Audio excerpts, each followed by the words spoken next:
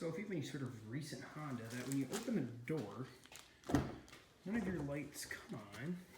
You can see those are set to door, I believe, and they are just not coming on. This should work. There's power. Another thing you'll notice is if you unlock it with the automatic lights and they don't come on. But the biggest thing is now, open the back door, it opens. The lights come on. I mean, the front door opens too. So that would be usually indicative of a bad door switch. You can see here if you push this, if you can see this, and the light really isn't that good. Is that a light? I don't know what that did. That's a focus button. Okay, I'm really special. Yes, you see here this isn't doing anything. It's kind of just busted in here in the low light of the garage because it's cold outside. You need to go here, pushing in the switch, and you can kind of see what's going on here. That is dimming, because it would fade out. So what is happening today is we're going to be replacing the switch. And here we're going to actually open the door for better light because it is too dark in here. So I'll be right back. So yeah, no, that light's a little bit better now with the door open. So just to go in again here, this is kind of just not doing anything, and the door's open. And the lights are off, and it's not just a switch because this is also not coming on. This little light here isn't coming on. And if you open the back doors, the lights do come on. And kind of pushing this button in, you know, does that. Actually causes the lights to dim. And pushing this in does nothing. So with the $8 switch on Amazon, genuine Honda switch, so I hopefully won't have to do it on this car again, and my friend Stanley, we are going to replace the switch for my mother. And if I can do this one-handed, which I can't, we will be right back. I'm gonna do this, maybe just don't use a screwdriver, just start with the 8mm socket. Maybe I was going in the wrong direction. We'll look at the video later. And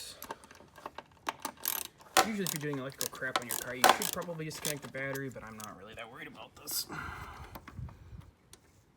And we're gonna go do this one-handed, because that's the way to do it.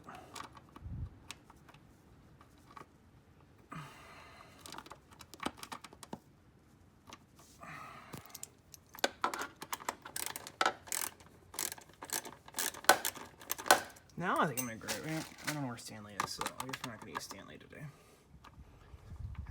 Stanley's on the seat, so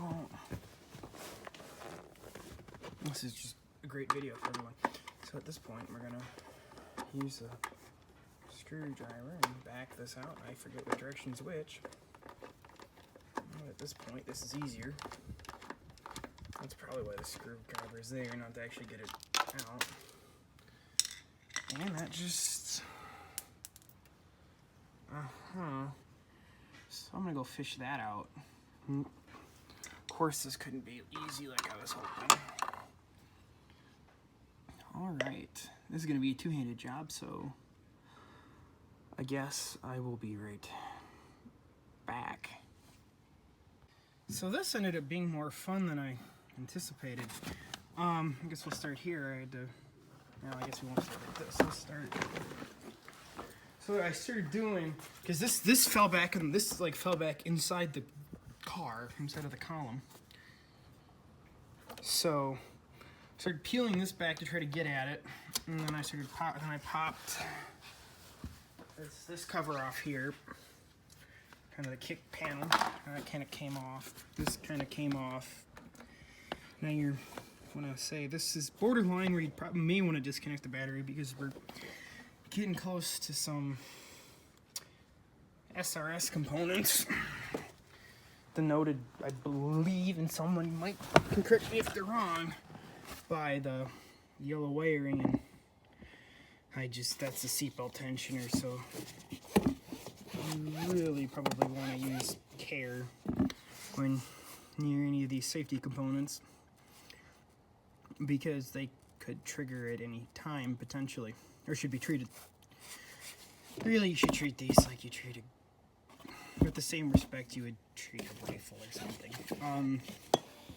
So be careful when you're near this shit. You can see the inside of the P-pillar. I kind of had to reach up where this foam is, and now you can see that the other half of the switch is here.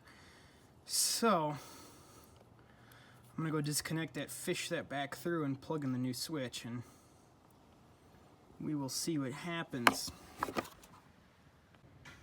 So before I put the new switch in, I just want to compare what the two pieces of the old switch look like versus what the switch should look like here. As you can see, it kind of just broke in half. I don't know how that happened. Just age. I've never seen this happen before. But maybe, but I guess it does. Maybe my mother slams the door in her car too much. I don't know. But anyway, we're gonna go put this in.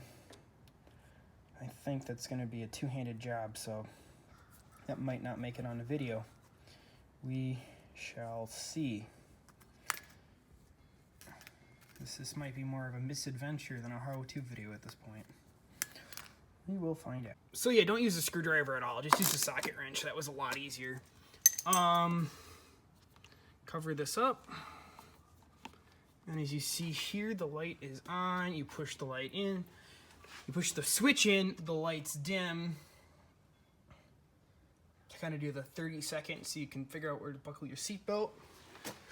And here, you see here, this light comes on. This is the first time in probably a year that this light's turned on. And there you go. And I'm just gonna go button this interior back up, and then make sure there's no SRS warning lights, because I got a little close to those. I didn't really get close to those. I was working in close proximity. But as long as you're not stupid, you should be okay. But remember, use your best judgment. If you're not comfortable working near these components, take it to a professional. I am not a professional. This is not a how-to video. Officially, I mean, because you can figure out how to fix this in your car, in your Honda Pilot, or similar Honda product from this video, more power to you, but this is purely meant as entertainment only. That's my disclaimer. So don't sue me, because this is not a how-to video. We're gonna snap this back into place and should be good to go. So just checking here, just took it on a quick little drive. There are no warning lights. Now there's a seatbelt light because I took the seatbelt off. If you open the door, it comes on a little dash screen. But the door is open, the lights did come on.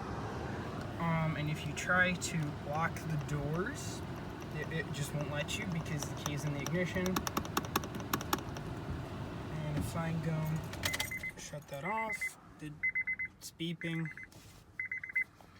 Do this cute little shit. So you don't lock your keys in. So now my mother can no longer lock her keys in the car if the lights were on automatic mode. And I'm just gonna go throw "Thank you for joining Costco" on the cover, the light switch and the little light sensor on the dash, and we're gonna see did that work? Oh, that did work. So we're gonna just see here. We have the auto lights, which now you can leave on because they won't drain your battery in the garage. So we'll do that.